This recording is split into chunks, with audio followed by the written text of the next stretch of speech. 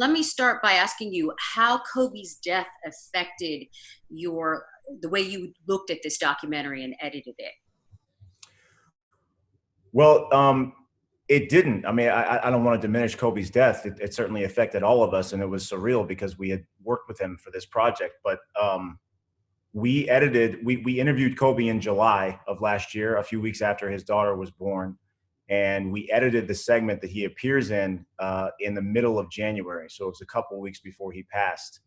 And we had always planned to put that scene in the top of episode 5 because the backbone of the series chronologically is the 97-98 season, and the scene in which he appears with Michael is the All-Star break. So that's the midpoint of the season. Made sense to have it be the midpoint of the series. So we locked that scene and didn't change a frame of it after he passed away. The only thing that we did was at the top of that scene. Now there's a dedication to Kobe. We dedicated the episode to his memory.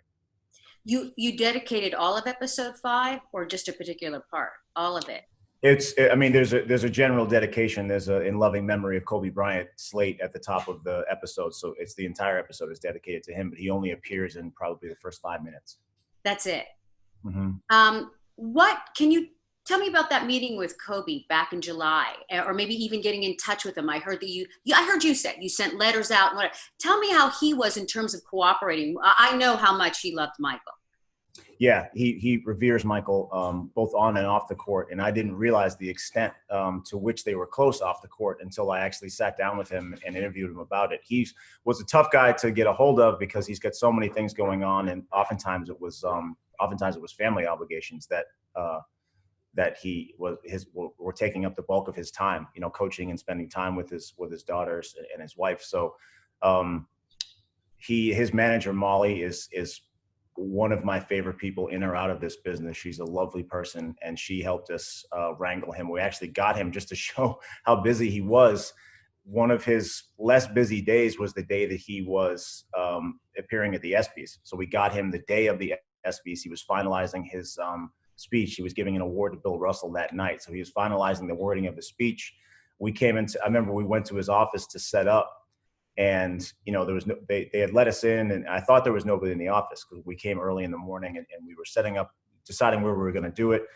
And I just hear typing and clicking around in the back of the office. And I walked around the corner, and his big corner office is there, and he was at his desk. He had showed up before everybody in typical Kobe fashion. He was the first one in and probably was the last one to leave that day.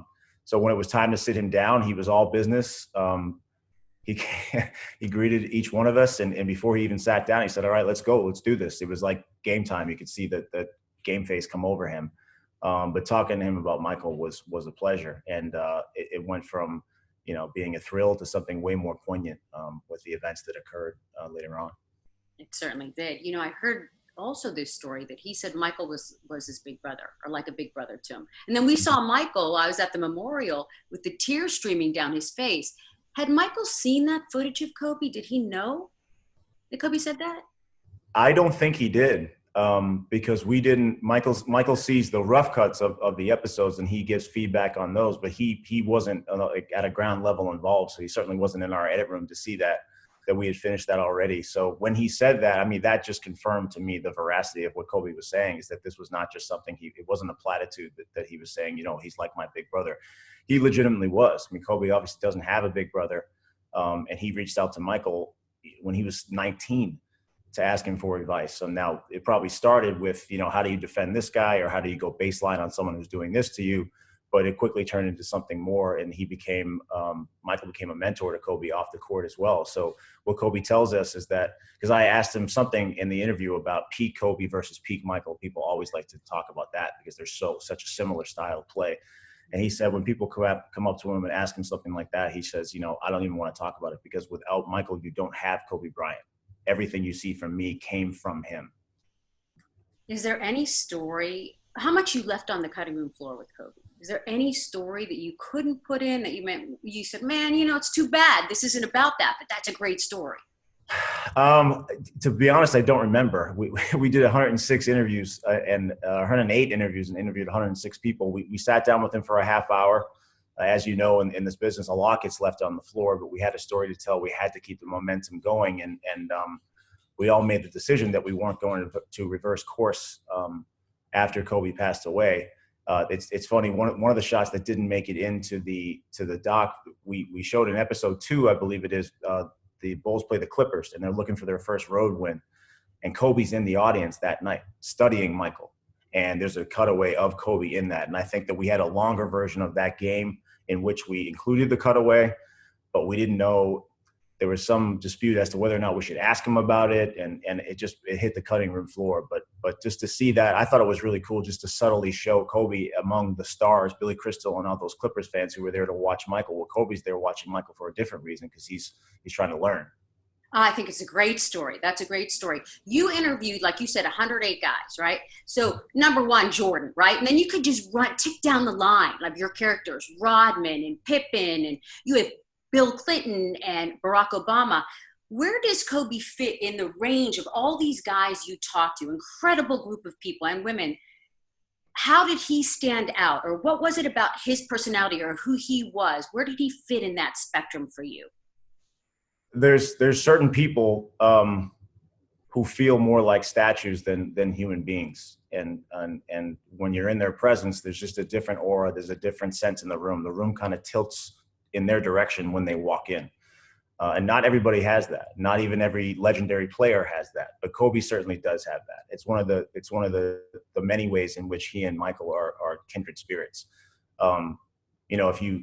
I remember interviewing him and thinking that it's uncanny if I close my eyes and listen to the timbre of his voice and his speech patterns and his cadence. It's so similar to Michael. The way that he moves, the way that he walks, certainly the way that he plays, the way he competes, the intensity with which he approaches an interview, a simple interview for a documentary, is very similar to Michael. So that was the lasting impression that he had on me. The Kobe part caught my attention because I'm in Los Angeles. And of course, I knew Kobe and covered him for 12 years. What else in this coming up in 5 and 6? What else are we going to be looking for that we're just going to love? These are 2 of my favorite episodes because we're tackling one of the topics that I wanted to tackle from the get-go, which is the rise to fame and what that does to you, and the toll that extreme fame, global fame like that, cultural iconry can take on the mental toll, the spiritual toll, the psychological toll. So you'll see in episode 5, Michael rise to the greatest heights, different stratosphere level of fame and admiration. And in episode 6, we start to see the dark side of that, the downside of the fame, what that kind of attention, how grueling that can be. So, and then you're going to see, inside stories about the Shrug game in '92. You'll see the story of the '93 finals against the Suns and that great matchup, that great series against Barkley. There's a lot of stuff we have to get to. You'll see Tony Kukoc's backstory and a lot of Dream Team stuff that I had never seen before, practice footage and the like, and the first time they ever faced Tony Kukoc when he was just a teenage kid in Croatia. So there's a lot to get to. These episodes are packed this weekend. What kind of bourbon's he drinking in that glass? You gotta ask the catering crew. I've been asked that many times before, and I don't know because I had nothing to do with that glass. But I can tell you that day, the last thing that I was concerned about, that was our first interview with Michael. And I'm sitting down to interview Michael Jordan for what I hope will be more than a half hour before he gets up and leaves. I had no idea what to expect. So he could have had plutonium in that glass. Didn't matter to me. I just wanted him to sit there and answer the questions. And of course, I love it because I think it probably relaxed him and kept him probably in the space with you. Do you think so? Probably. I wanted him to be as relaxed as possible. So, if he wants to sit, he chose the chair that he wanted to sit in. He's a bigger guy, so it's difficult for him to be comfortable in a lot of chairs. You saw that he had a cigar next to him. He walked in with that. So we wanted as natural a version of Michael Jordan as we could get. And I think we nailed it. I was around for Jordan. I never saw him without a cigar off the court, to be honest with you, when I was around. That's the real truth. Are you done yet editing? Because that's all we keep hearing is you're not done yet.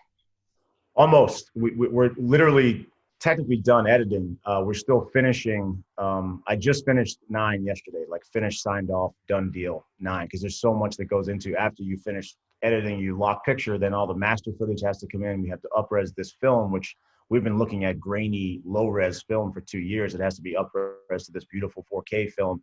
Each frame has to be color-corrected. We have to subtitle this and translate it into languages for 185 countries.